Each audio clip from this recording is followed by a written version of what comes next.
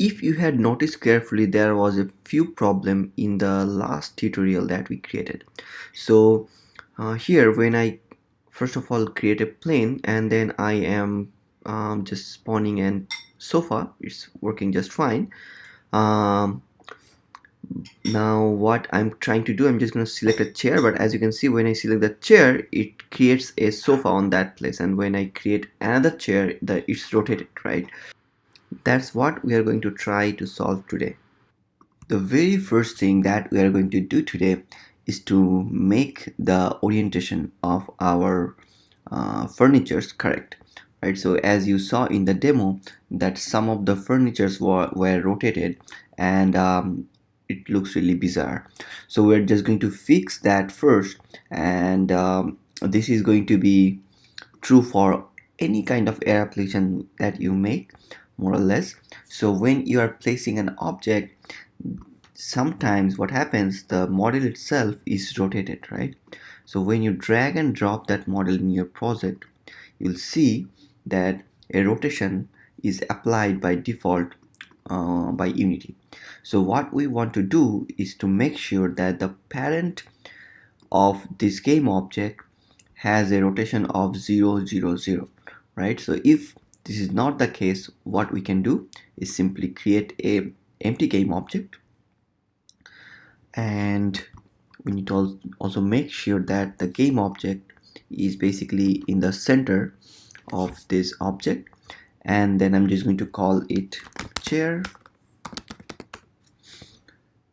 Then we can drag and drop the actual game object or the actual prefab into this game object, right? So the parent game object now have a um, rotation of 0 0 0, right?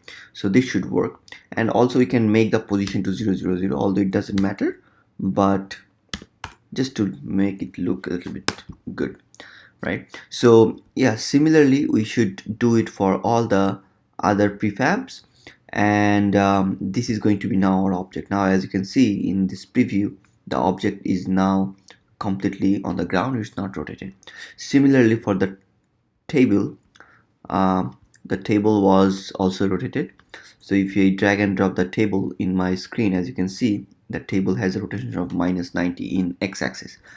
So just like the chair, I'm just going to create an empty game object, make sure it's in the center of the table, drag and drop the table drag and drop the table game object into this.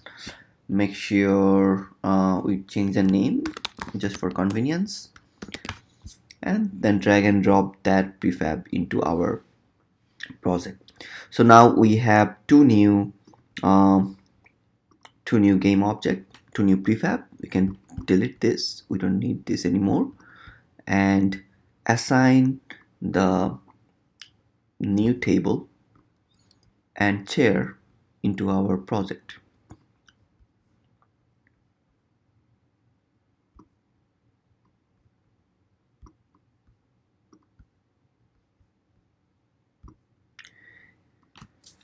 Right, so now if we build and run the project, it should be working fine.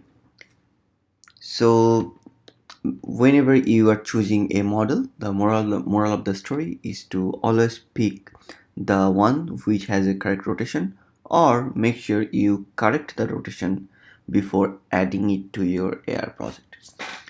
Awesome. What's next? So the next problem that you saw from the demo was that whenever we are clicking on the UI button, even if we are clicking on the UI button, still then the touch or the click was triggered, right? So we're going to fix that next. We want to make sure that whenever we are clicking somewhere in the UI, the um, the app does not trigger that as a object input. It's just going to be an input for the button interaction. So we need to fix that next. So let's head back to our input manager to solve this, and I'm going to change a few stuff in here. So previously, last time we used just a mouse button down input handler, but I want to make it so that we actually make it for touch interactions, right? The reason behind this is that there is a lot of different things that we're going to need later on. For example, scale it or rotate that chair. This kind of interaction, we need that touch control to do it more smoothly. So it's a good practice to use touch for mobile and mouse interaction for computers, right? Okay, so to do that, I'm going to create a touch um, variable, and this is going to be the variable where we store all the touches that I get from the user. So in the update method, we're just going to do touch equal input dot get touch, and we are going to check that if there was actually any touch or not. So we're going to check for input dot touch count, right? If the touch count was less than or equal to 0, or maybe less than 0, or touch means this variable dot face is not equal to touch face dot began. So if we haven't got any touch yet, or the touch phase has not begun yet, we are going to just return it, right? We're just going to return from the update method. Now next, we are going to basically check for the input handler touch. So that means we are going to check that if the touch is basically now being on the top of the UI button. If that is true, then we are also going to return. We're not going to spawn any object, right? So to do that, I am going to create a new method here. I'm just going to create a boolean method, and I'm going to call it is pointer over UI. Okay, so I'm going to pass the touch here. I'm going to pass the touch here and check that if that touch is basically pointing over any UI component. If that is true, then we are going to just return, right? So it is going to be something like this: if is pointer over UI, and then I can just pass the touch, and in here I'm just going to return it. Okay, finally in here we are going to do pointer event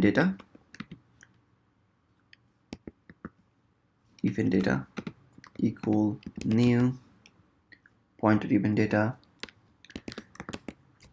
and we're just going to take the current event system from the like the event system provided by Unity. So every canvas, when you create any canvas, there is an event system. This event system is going to provide us the current event occurring inside the game, right? So we are going to get that input event from this pointer event data variable, and finally we're just going to do event data dot position equal we're just going to create a new vector, and it should be touch dot position dot x and the position of y, right? So we create the event, we place the event in the same position where the touch is happening, and then we throw a raycast again, right? So this is going to be another raycast to check that this is an UI element or not. So we're just going to add a raycast result list, and in the result we're just going to initialize this list with a raycast result list, and then finally we are just going to do event system dot current dot raycast all, which is going to raycast through the event data, which is basically this pointer data. So I'm just going to do event data, and then the result should be these results, right? Okay. Oops, sorry. The results. Okay. Now, if there is any result found, that means the event system has got some sort of UI component, right? So we can simply do return um,